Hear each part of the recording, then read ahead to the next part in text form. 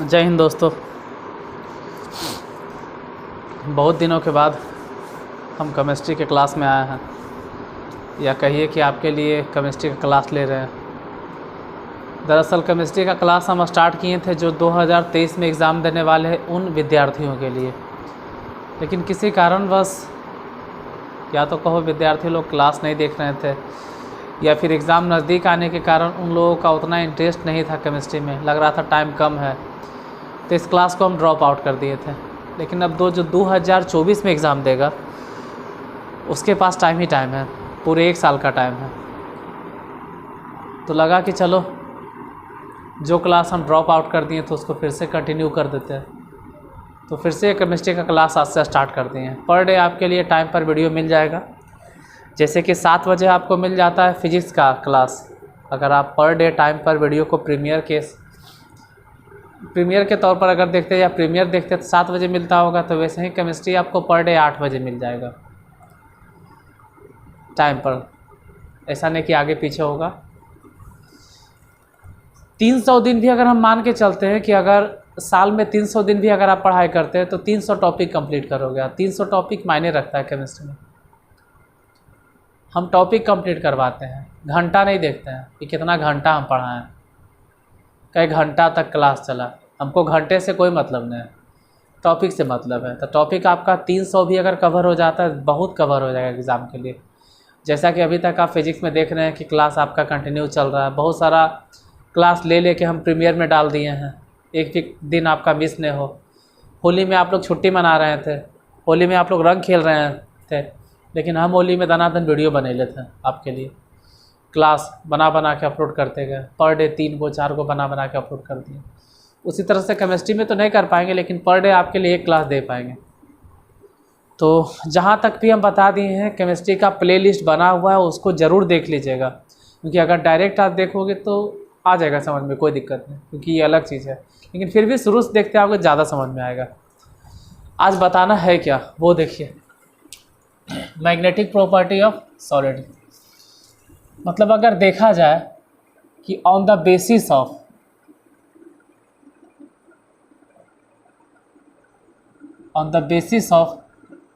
magnetic behavior, on the basis of magnetic behavior, the substance या substances are classified into 5 categories। मतलब magnetic behaviour के हिसाब से अगर आप सब्सटेंस को देखते हैं तो सब्सटेंस 5 कैटेगरी में क्लासिफाइड किया गया। सबसे पहले, अभी उतना आगे तक तो आप लोग फिजिक्स नहीं पढ़े होंगे, फिजिक्स में ही पढ़ना है। पक्का हमको विश्वास है कि उतना आगे आप फिजिक्स में नहीं गए होंगे, चाहे कहीं भी पढ़ रहे हो। और अगर चले गए तो बहुत अच्छी बात है, उतना दूर अगर आप पहुंच गए हैं अभी तो बहुत अच्छी बात है, आप जहां भी पढ़ रहे हो। तो चलिए हम नहीं बताते, आपको होमवर्क आज देते हैं, माइंड में फिट कर लीजिए कि मैग्नेटिक फील्ड प्रोड्यूस कौन करता है। मैग्नेटिक फील्ड प्रोड्यूस करने का मुख्य कारण क्या है, सबसे इम्पॉर्टेंट फैक्टर क्या है जो मैग्नेटिक फील्ड को प्रोड्यूस करता है। आज का होमवर्क रहा, बाकी इसको हम कल क्लियर करेंगे। सबसे इम्पॉर्टेंट फैक्टर है कि मैग्नेटिक फील्ड प्रोड्यूस होता क्यों है, आप हमको ये बताएंगे, फिर हम कल बताएंगे कि कैसे प्रोड्यूस होता है। आज होमवर्क में आपको दे दिया गया है कि मैग्नेटिक फील्ड प्रोड्यूस कौन करता है। अब देखते हैं कितने लोगों को मालूम है मैग्नेटिक फील्ड प्रोड्यूस करने का सबसे इम्पॉर्टेंट फैक्टर या सबसे फंडामेंटल फैक्टर क्या है। तो ये आप बताइएगा। हम आ जाते हैं टॉपिक पे। आज हम फिजिक्स तक नहीं जाते हैं, पता चला केमिस्ट्री छोड़ के हम फिजिक्स में हिल जाएंगे, इसलिए केमिस्ट्री पे ही रहते हैं। 5 कैटेगरी में बांटा गया। पहला है पैरामैग्नेटिक या पैरामैग्नेटिक, कुछ लोग पैरामैग्नेटिक कहते हैं, कुछ लोग पैरामैग्नेटिक कहते हैं, दोनों सही है। प्रोनाउंसिएशन में पैरा या पारा गलत नहीं होगा, ठीक है, दोनों सही है। प्रोनाउंसिएशन के पीछे पागल मत होइएगा। पैरामैग्नेटिक दूसरा होता है डायमैग्नेटिक, तीसरा होता है फेरोमैग्नेटिक,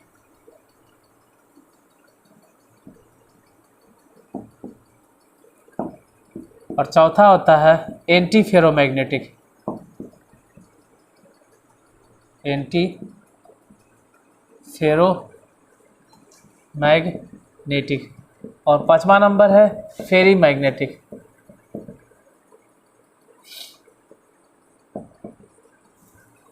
आगे सबके आगे लगा दीजिए पैरामैग्नेटिक सब्सटेंस, इसमें भी सब्सटेंस, इसमें भी सब्सटेंस, सबसे सब में सब्सटेंस। एग्ज़ाम के पर्पस से अगर देखते हो तो इतना इम्पोर्टेंट ये नहीं है, अगर इम्पोर्टेंट नहीं तो पढ़ा क्यों रहे, मतलब इम्पोर्टेंट उतना नहीं है, सिर्फ डिफिनेशन आता है परीक्षा में। अगर आप एग्ज़ाम देते हो तो सिर्फ डिफिनेशन आएगा, पूछेगा कि what is the definition of paramagnetic, what is the definition of diamagnetic, what is the definition of antiferromagnetic, what is the definition of ferrimagnetic, सिर्फ आपसे परिभाषा पूछेगा। और हम पहले भी बोल चुके हैं शुरू से ही कि हम एग्ज़ाम को कवर करने के लिए केमिस्ट्री बता रहे हैं। हम केमिस्ट्री के मामले में आपको समुंदर में नहीं हिला दिए हैं, हम केमिस्ट्री आपको इतना बता देंगे कि आप नदी में तैरने के लिए सीख जाओगे, छोटा मोटा नदी में। बाकी समुंदर में छलांग तो आपको खुद लगाना है। पूरा केमिस्ट्री पढ़ना है तो यूट्यूब है, गूगल है, किताब है, बुक है, इधर उधर से आप छान लीजिए। लेकिन जितना आपको ज़रूरत है एग्ज़ाम में आपका कम से कम 70 नंबर आ जाए, उतना भर हम केमिस्ट्री बता देंगे। बाकी 30 नंबर तो कॉलेज वाले देंगे, 30 नंबर मेरे हाथ में है नहीं कि हम दिलवा दें आपको, वो तो कॉलेज पे डिपेंड करता है कि आपका कॉलेज कैसा आपको देता है या नहीं देता है प्रैक्टिकल में। तो सब्सटेंस 5 तरह के हो गया, paramagnetic, diamagnetic, ferromagnetic, anti ferromagnetic और फेरी मैग्नेटिक। अब मेनली तो 2 ही गो है मुख्य रूप से अगर देखा जाए तो, या तो कोई भी सब्सटेंस पैरामैग्नेटिक होगा या तो डायमैग्नेटिक होगा। मेनली यही 2 होता है, या तो पैरामैग्नेटिक या तो डायमैग्नेटिक। तो 3 को मिटा क्यों दिए, वो जो तीनों है ना वो कहीं न कहीं पैरामैग्नेटिक का ही बेटा पोता या भाई चचेरा ममेरा जो भी हो इसी से संबंध रखता है। कैसे, देखो कैसे। पहले तो आपको ये पता होना चाहिए कि पैरामैग्नेटिक क्या होता है। तो कह सकते हैं द substances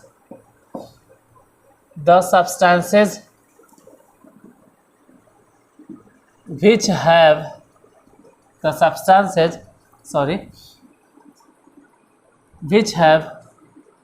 unpaired of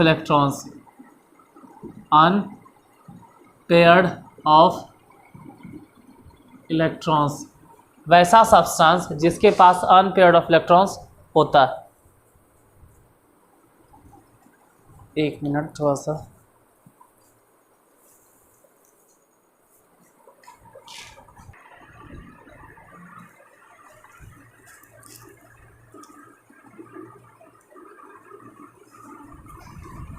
हाँ क्या कह रहे थे, the substance which have unpaired of electrons and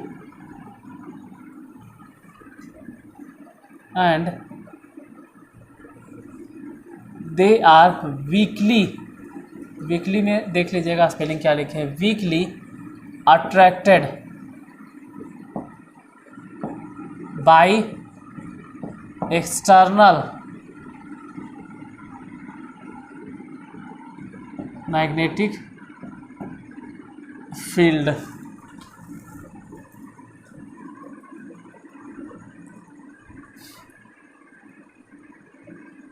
कहने का मतलब है कि वैसा सब्सटेंस जिसके पास अनपेयर्ड इलेक्ट्रॉन्स तो होता है और जो अट्रैक्ट हो जाता है किससे, एक्सटर्नल मैग्नेटिक फील्ड, जहाँ पे आप उसको रखिएगा, ठीक है। When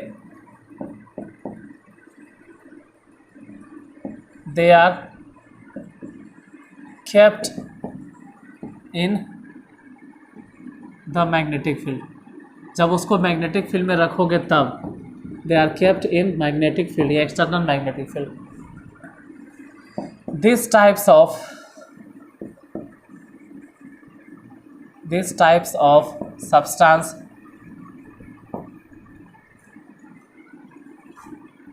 are called paramagnetic. Paramagnetic and the property and this property of these substances are known as is known as this properties बोले हैं this properties of this is known as paramagnetism।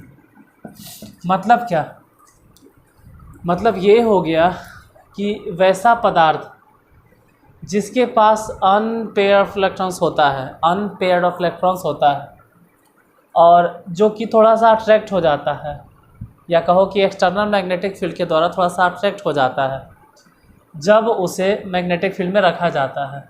This types of substance, मतलब ऐसे substances को या ऐसे पदार्थ को paramagnetic कहते हैं। And the property of this substance, ऐसे पदार्थ के इस गुण को पैरामैग्नेटिज्म कहते हैं।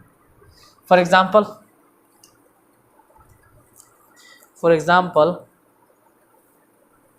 एग्जाम्पल आयरन Fe3+, और भी एग्जाम्पल है O2 ऑक्सीजन, और भी एग्जाम्पल है कॉपर 2+।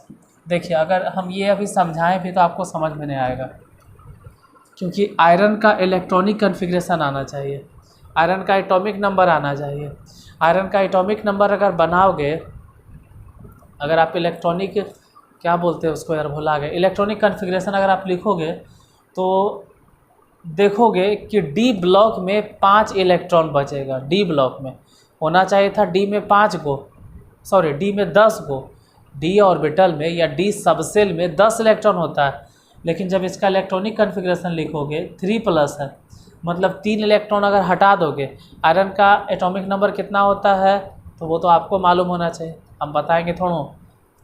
आयरन का एटॉमिक नंबर जितना भी होता हो, अगर उसमें से 3 और कम कर दीजिएगा तो 3 इलेक्ट्रॉन और कम गया। जब इसका इलेक्ट्रॉनिक कन्फिग्रेशन लिखोगे तो पता चलेगा कि आयरन के बाह्यतम कक्षा में, बाह्यतम कक्षा नहीं बोल सकते, डी सबसेल में 5 इलेक्ट्रॉन दिखाई देगा। अब पाँचों के पाँचों अनपेयर्ड होगा अगर आप लिखोगे तो।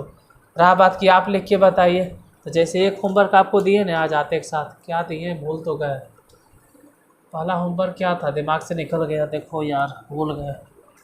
हाँ, पहला था कि मैग्नेटिक फील्ड कौन प्रोड्यूस करता है, ठीक है। दूसरा होमवर्क अभी दे रहे हैं आयरन का एटॉमिक नंबर, क्योंकि अगर इतना भी आप नहीं जानोगे तो केमिस्ट्री कैसे पढ़ोगे यार, इतना बताना पड़ेगा आपको। हाँ, ये आप बताइएगा कल है कमेंट बॉक्स में। चलो फिलहाल ये छोड़ देते हैं, ठीक है।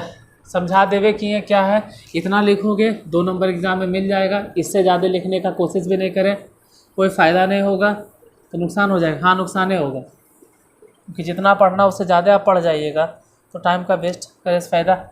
मतलब समझा देते हैं, देखो जो मैटर होता है या जो सब्सटेंस होता है, जब आप इसको मैग्नेटिक फील्ड में रखते हैं, इस तरह से मैग्नेटिक फील्ड में रखते हैं, तो कुछ मैग्नेटिक फील्ड लाइन इसके भीतर से जाएगा। सपोज दैट इस तरह से 3-4 गो मैग्नेटिक फील्ड लाइन इसके भीतर से चल गया, और जो बाहर से जा रहा था वो भी इसके भीतर से चला जाएगा, वो भी इसके, जो बाहर से जाने वाला था वो भी इसके भीतर से चला जाएगा, वो भी। मतलब जो मैग्नेटिक फील्ड लाइन्स इसमें से जाने वाला था वो तो गया ही, और जो बाहर से जा रहा था वो भी इसके अंदर से होकर चला गया। तो ऐसे मैटर को हम लोग बोलेंगे कि ये जो एग्जांपल दिए हैं ये हो गया पैरामैग्नेटिक सब्सटेंस। पैरामैग्नेटिक सब्सटेंस इसको बोलेंगे पैरामैग्नेटिक सब्सटेंस। एग्जांपल में 3 को दे दिए हैं, अब उसको कल समझाएंगे, लेकिन कुछ होमवर्क देंगे आज, वो आप कमेंट बॉक्स में हमको आंसर लिख के बताइएगा, तभी नेक्स्ट क्लास में आपको हम बताएंगे कि होता कैसे है। नेक्स्ट आते हैं, ये तो हो गया पैरामैग्नेटिक। अब ज़रा देखते हैं डायमैग्नेटिक। डायमैग्नेटिक क्या होता है, देखिए डायमैग्नेटिक का मतलब हो गया the substances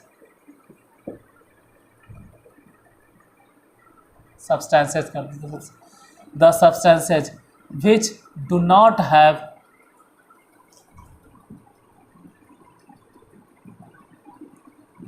unpaired of electrons, which do not have unpaired of electrons, and they are weakly, हाँ वीकली ही बोलेंगे, दे आर वीकली मैग्नेटाइज्ड। देखो इसका मतलब क्या हो गया, वैसे सब्सटेंस जिसके पास अनपेयर ऑफ इलेक्ट्रॉन्स नहीं होता है, and they are weakly magnetised, थोड़ा सा मैग्नेटाइज होता है, weakly magnetised, opposite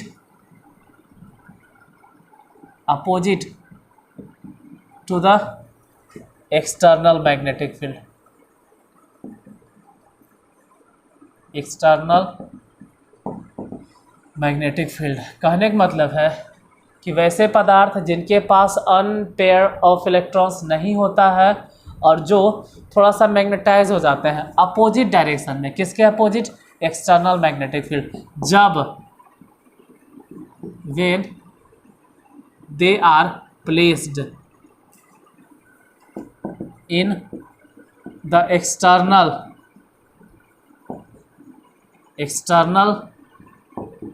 magnetic field, जब इन्हें एक्सटर्नल मैग्नेटिक फील्ड में रखा जाता है तब, हालांकि उसके पास अनपेयर ऑफ इलेक्ट्रॉन्स नहीं होता है, और अनपेयर ऑफ इलेक्ट्रॉन्स नहीं होने के कारण जब इसको मैग्नेटिक फील्ड में रखते हैं, अब ऐसा क्यों होता है सर, अनपेयर्ड, जिसके पास अनपेयर्ड ऑफ इलेक्ट्रॉन्स होगा वो पैरामैग्नेटिक होगा, जिसके पास अनपेयर्ड ऑफ इलेक्ट्रॉन्स नहीं होगा वो डायमैग्नेटिक होगा। तो थोड़ा सा पेशेंस रखिए, हम कुछ होमवर्क देंगे, वो पहले आपसे पूछेंगे फिर कल इसका जवाब देंगे।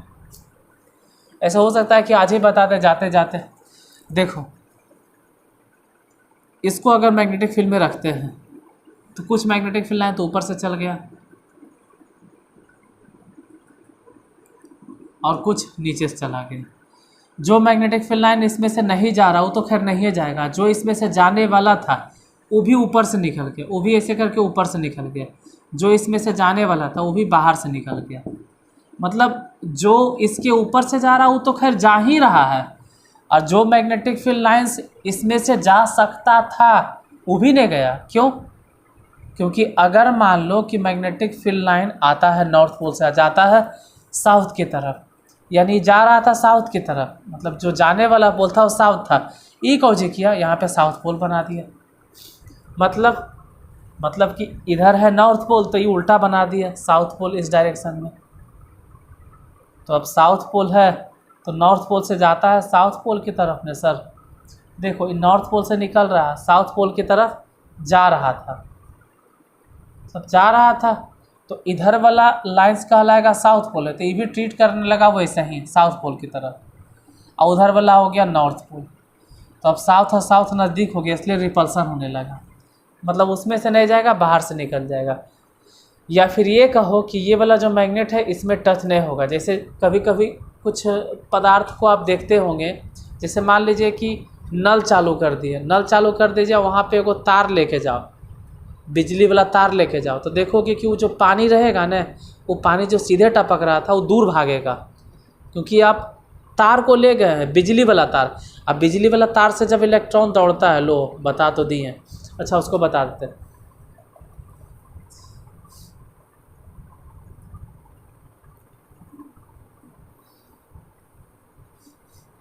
एक मिनट यार,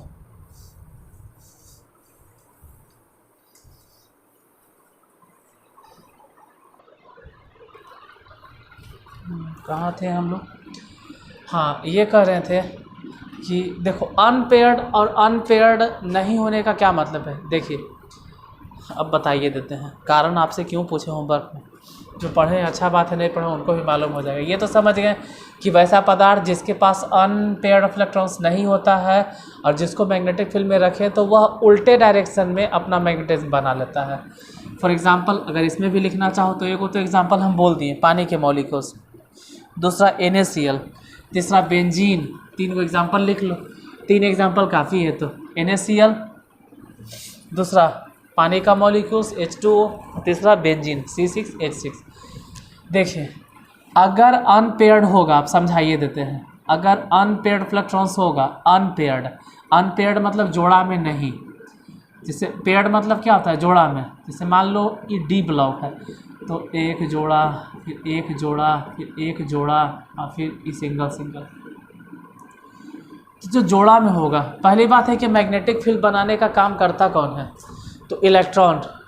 अगर इलेक्ट्रॉन अस्थिर है तो इलेक्ट्रिक फील्ड बनेगा, लेकिन अगर वही इलेक्ट्रॉन दौड़ रहा है तो मैग्नेटिक फील्ड बनेगा। और हम जानते हैं कि किसी भी एटम में इलेक्ट्रॉन दौड़ता है।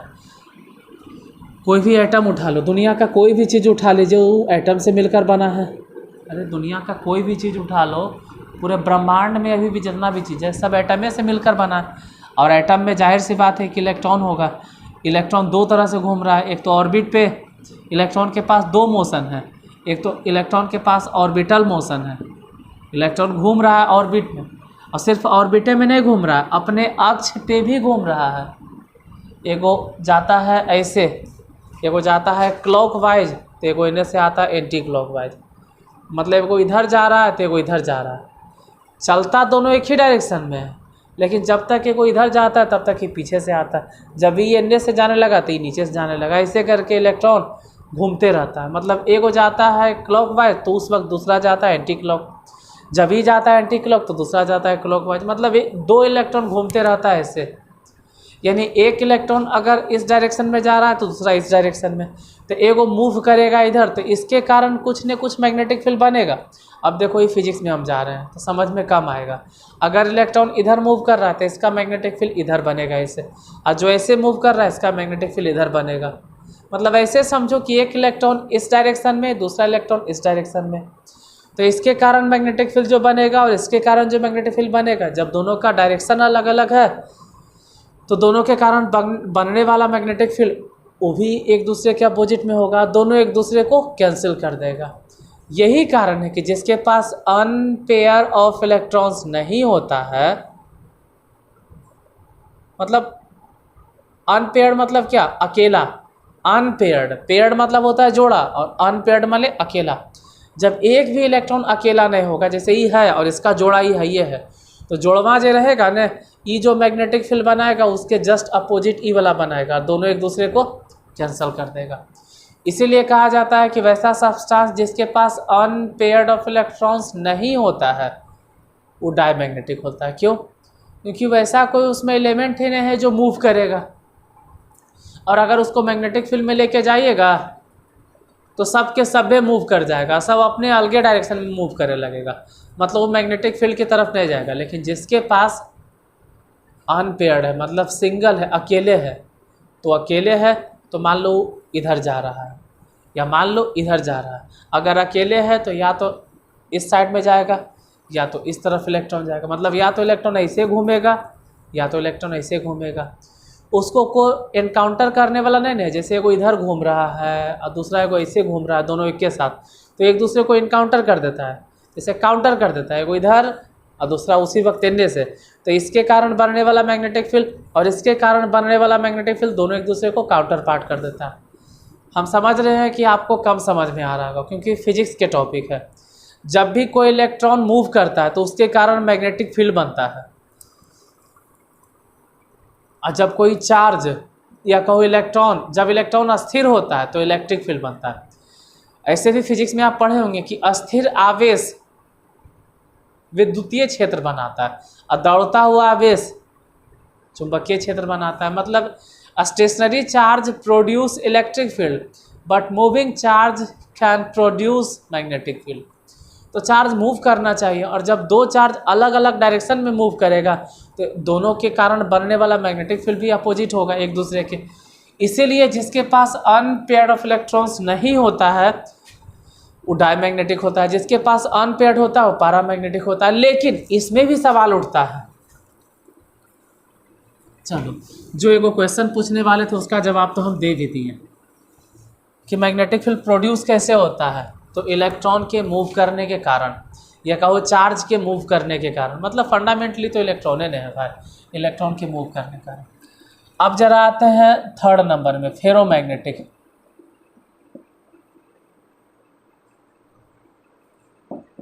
Ferromagnetic substance. जरा इसकी बात करते हैं।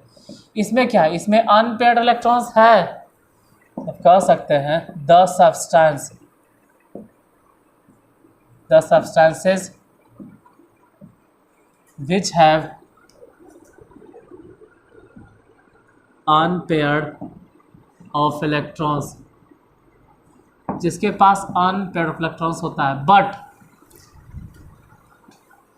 But they are strongly attracted। एक चीज जरा याद कीजिए, पैरामैग्नेटिक में क्या बोले थे, वीकली अट्रैक्टेड, थोड़ा सा कम अट्रैक्ट होता है। इसमें क्या है, the substances which have unpaired electrons, unpaired तो है but they are strongly attracted by external magnetic field when they are placed in the external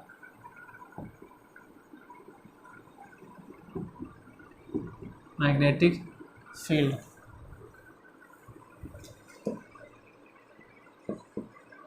This type of substance या substances, तो फिर सब्सटेंसेज करेंगे तो दीज टाइप्स हो जाएगा, this types of substances are हो जाएगा, are known as ferromagnetic substance and this property of these substances is known as ferromagnetism। इसका भी जवाब देंगे, लेकिन अभी फ़िलहाल नहीं, इसका भी जवाब हम देंगे, अभी मतलब समझा देते हैं। वैसे पदार्थ जिसके पास अनपेयर ऑफ इलेक्ट्रॉन्स होता है but they are strongly attracted, paramagnetic में बोले थे वीकली अट्रैक्टेड, या strongly attracted by external magnetic field, मतलब बाहरी वाले मैग्नेटिक फील्ड से। When they are placed in external magnetic field, जब हम इसको एक्सटर्नल मैग्नेटिक फील्ड में रखते हैं, these types of substances are known as ferromagnetic and this property of these substances is known as ferromagnetism। मतलब कि वैसे पदार्थ जिसके पास अनपेयर ऑफ इलेक्ट्रॉन्स तो होता है, लेकिन इसको बाहरी के चुंबकीय क्षेत्र में रखने पर यह बहुत ज़्यादा आकर्षित हो जाता है बाहरी चुंबकीय क्षेत्र से, या कह सकते हैं पैरामैग्नेटिक की तुलना में ज़्यादा आकर्षित हो जाता है। ऐसे पदार्थ को हम लोग फेरोमैग्नेटिक कहते हैं, तथा पदार्थ के इस गुण को फेरोमैग्नेटिज्म कहते हैं। बाकी फेरोमैग्नेटिज्म का हिंदी वो तो आपका काम है, इतना तो हिंदी ढूंढ ही सकते हो। क्यों होता है वो तो तीनों बताने के बाद ही समझाएंगे हम। एगो फेरोमैग्नेटिक हो गया, एगो एंटी फेरोमैग्नेटिक हो गया, और एगो फेरीमैग्नेटिक, तीनों बतला देंगे, फिर समझा देंगे ऐसा हुआ क्यों। अब आते हैं जरा हम लोग एंटी फेरोमैग्नेटिक पे, चौथा नंबर एंटी फेरोमैग्नेटिक। हम सब आपके सामने इसलिए लिखते हैं जब मैं लिखते लिखते कुछ तो आपको समझ में आवे। ये क्या होता है, the substances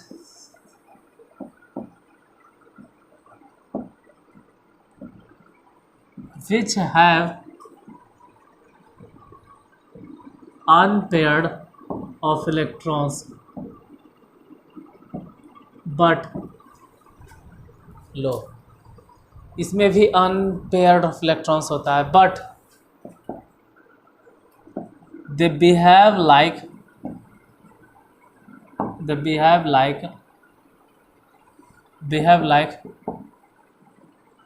diamagnetic substances। Low, unpaired of electrons तो है, वैसा पदार्थ जिसके पास अनपेयर्ड ऑफ इलेक्ट्रॉन्स है, लेकिन फिर भी वह बिहेव करता है कैसा, डायमैग्नेटिक सब्सटेंस की तरह। these types of substances are called antiferromagnetic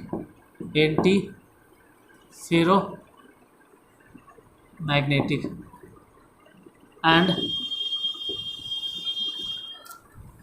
this property of these substances is known as antiferromagnetism.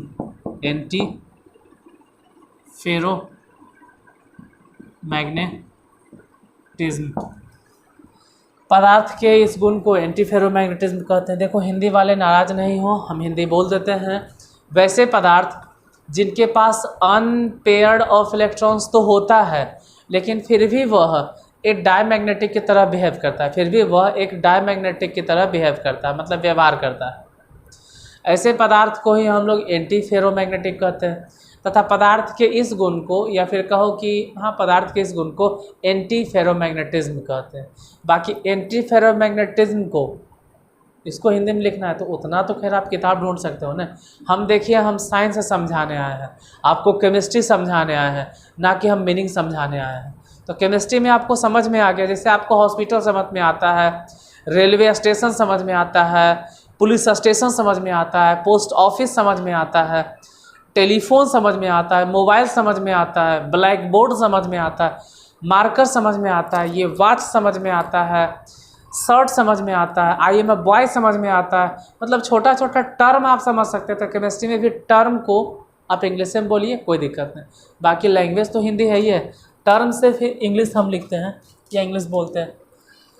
बाकी हिंदी तो मेरा बोलना काम ही है। अच्छा, एग्जाम्पल नहीं बताया ना तीनों का। अच्छा, तीनों का एग्जाम्पल एक बार बता देंगे, फेरोमैग्नेटिक, एंटीफेरोमैग्नेटिक और फेरीमैग्नेटिक का। एक ही बार तीनों का एग्जाम्पल भी दे देंगे। फिलहाल दो को के तो एग्जाम्पल बता दिए, एगो पैरामैग्नेटिक है, एगो डायमैग्नेटिक।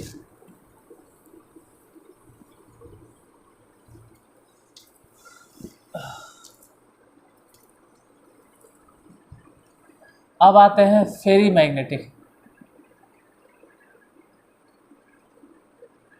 फेरीमैग्नेटिक ये क्या होता है?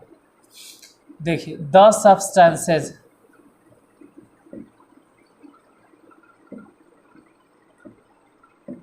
विच हैव अनपेयर्ड, ये कैसा बात है? तीनों बार आप देख रहे हैं कि अनपेयर्ड ऑफ इलेक्ट्रॉन्स होता है। विच have unpaired of electrons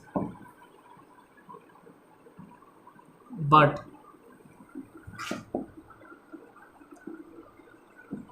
they are weakly attracted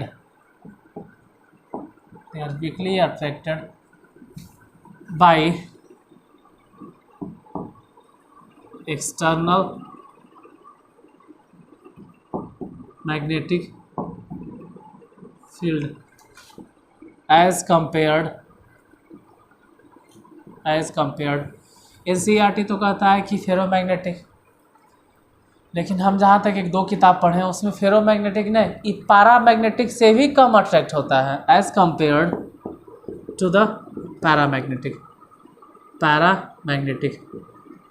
जहाँ तक मेरा नॉलेज कहता है कि पैरामैग्नेटिक से भी कम अट्रैक्ट होता है as compare to the paramagnetic. These types of substances are called ferrimagnetic and this property of these substances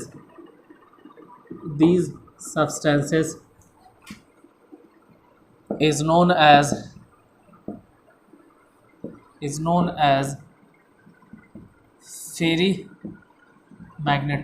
फेरीमैग्नेटिज्म। अब इन तीनों के बारे में थोड़ा सा समझा देते हैं, तीनों होता क्या है।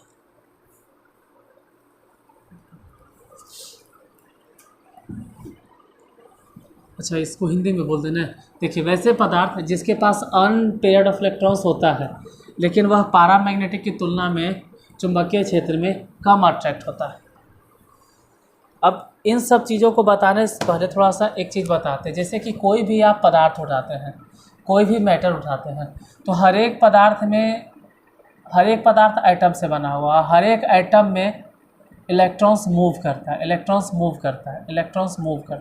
मूव भले ही अनपेयर्ड हो या नहीं हो। अगर नहीं हो तब भी मूव करता है, लेकिन अनपेयर्ड में जो अनपेयर्ड इलेक्ट्रॉन्स होता है उसमें इलेक्ट्रॉन मूव करता है, तो जितना एंटी क्लॉक उतने क्लॉक पर तो कैंसिल हो जाता है। लेकिन जिसके पास अनपेयर्ड ऑफ इलेक्ट्रॉन्स है, मान लो कुछ वैसे एटम है, उसके बारे में तो कल ही बता दें या फिर आज ही बता दें। टाइम देख ले कितना हो गया। टाइम तो अच्छा खासा हो गया। मेन हो गया कि जब हम ये वीडियो शूट कर रहे हैं ना, अरे यार घड़ी भी उल्टा पहने हैं लगता है। जल्दी जल्दी में जानते हो नींद आ रहा हमको। टाइम हो गया है 10:39। नींद तो आ रहा हमको,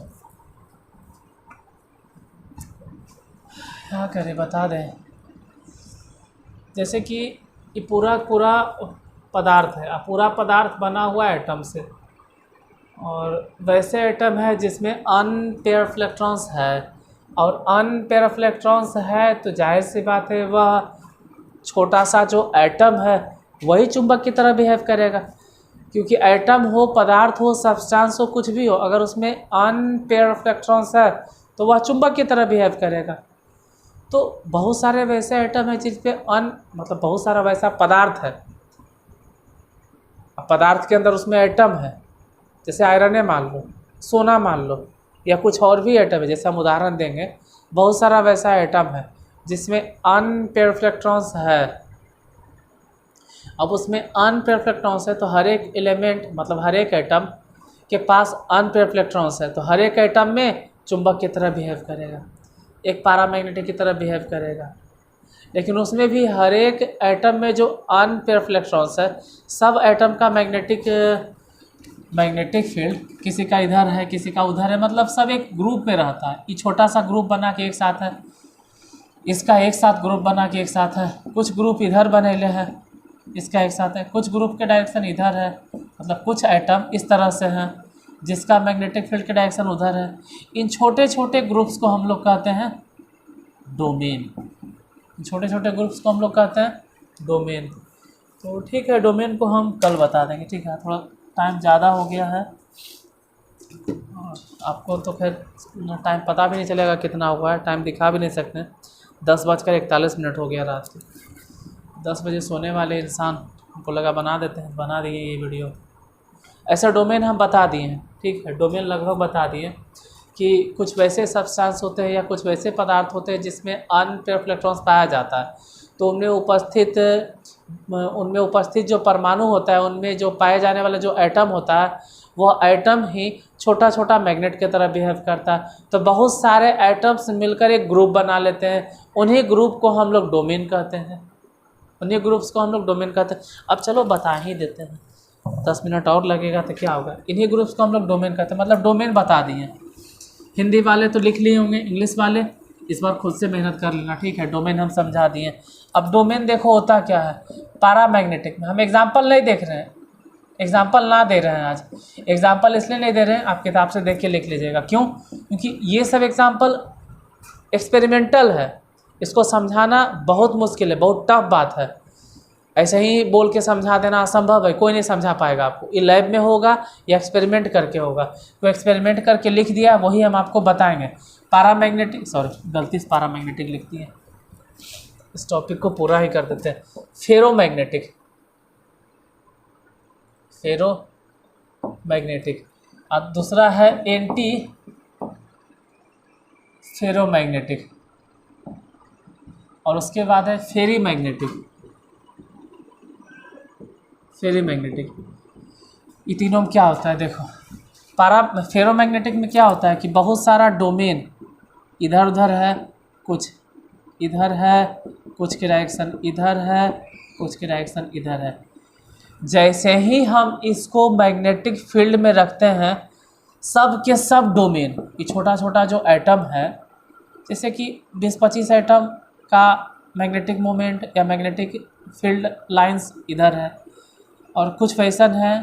जैसे देखो, एटम में अगर फ्री इलेक्ट्रॉन है, मतलब अनपेयर्ड इलेक्ट्रॉन्स है, मतलब अकेले इलेक्ट्रॉन है, तो घूम रहा होगा। तो कुछ एटम में इलेक्ट्रॉन ऐसे घूम रहा होगा, तो वैसे 20-25 को होगा, जिसमें कि इलेक्ट्रॉन ऐसे घूम रहा होगा। तो 20-25 एटम में इलेक्ट्रॉन घूमने का डायरेक्शन सेम होता है, तो 20-25 एटम एक जगह इकट्ठा हो जाता है, और वो कहता है कि मेरा मैग्नेटिक फील्ड इधर है। कुछ ऐसे होते हैं जिसका चुंबक ऐसे घूमता है, इलेक्ट्रॉन ऐसे ऐसे घूमता है सामने, तो वो सभी 20-25 एटम एक साथ हो जाते हैं, वो कहते हैं कि मेरा मैग्नेटिक फील्ड का डायरेक्शन इधर है। कुछ ऐसे होते हैं जिनका इलेक्ट्रॉन कैसे कहें, ऐसे घूमता है, ऐसे ऐसे, मतलब कुछ इधर घूम रहे हैं, कुछ इधर घूम रहे हैं, कुछ इधर। तो जितने सारे एटम जिसका इलेक्ट्रॉन इस डायरेक्शन में घूम रहा है ऐसे ऐसे, वो सभी एटम एक साथ हो जाता है, और ये छोटे छोटे चुंबक की तरह बिहेव करते हैं, मतलब इसको डोमेन कहते हैं। जब हम इसको एक्सटर्नल मैग्नेटिक फील्ड में रखते हैं, तो सब के सब डोमेन एक ही डायरेक्शन में सीधा हो जाता है, सभी डोमेन एक ही डायरेक्शन में सीधा हो जाता है, तो इसी को बोलते हैं फेरोमैग्नेटिक। अब फेरोमैग्नेटिक में एक बात ध्यान रहे, अगर हम external magnetic field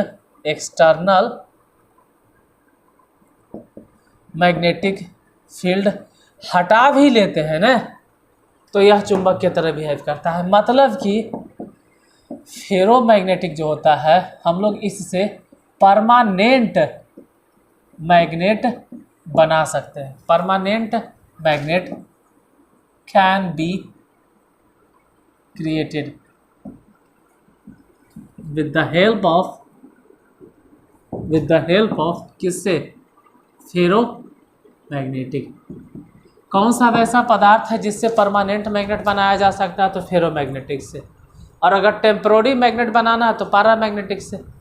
anti ferromagnetic में क्या होता है? देखो, डोमेन मान लो एगो इतना बड़ा ले लिए, तो कुछ डोमेन जैसे ही मैग्नेटिक फील्ड में रखते हैं, कुछ का डायरेक्शन इधर हो जाता है और उतने का डायरेक्शन इधर हो जाता है, फिर एक का डायरेक्शन इधर हो जाता है, दूसरे का डायरेक्शन इधर। मतलब 20-25 गो है ना, हम सिंगल ले रहे हैं, एक डोमेन का डायरेक्शन इधर तो दूसरे का इधर, मतलब एक का इधर तो दूसरे का इधर, मतलब एक का इधर तो दूसरे का इधर। मतलब कि जितना सारा डोमेन है, सभी डोमेन पेयर में अपना मैग्नेटिक फील्ड शो करता है, एगो नीचे की तरफ तो दूसरा ऊपर की तरफ, एगो फिर नीचे की तरफ तो दूसरा ऊपर की तरफ। मतलब बहुत सारा डोमेन, या मान के चलो 20 गो डोमेन है, तो 10 डोमेन का डायरेक्शन नीचे की तरफ है, तो 10 डोमेन का डायरेक्शन ऊपर की तरफ। फिर डोमेन क्या होता है वो बता दिए हैं पीछे कि डोमेन क्या होता है। मान के चलो कि छोटा छोटा मैग्नेट, तो छोटा छोटा मैग्नेट 10 गो ऊपर जा रहा है, इसका मैग्नेटिक फील्ड लाइन, तो 10 गो के नीचे जा रहा है, यानी सभी मैग्नेट एक दूसरे को कैंसिल कर दिया, इसीलिए यह चुंबक की तरह बिहेव नहीं करता है।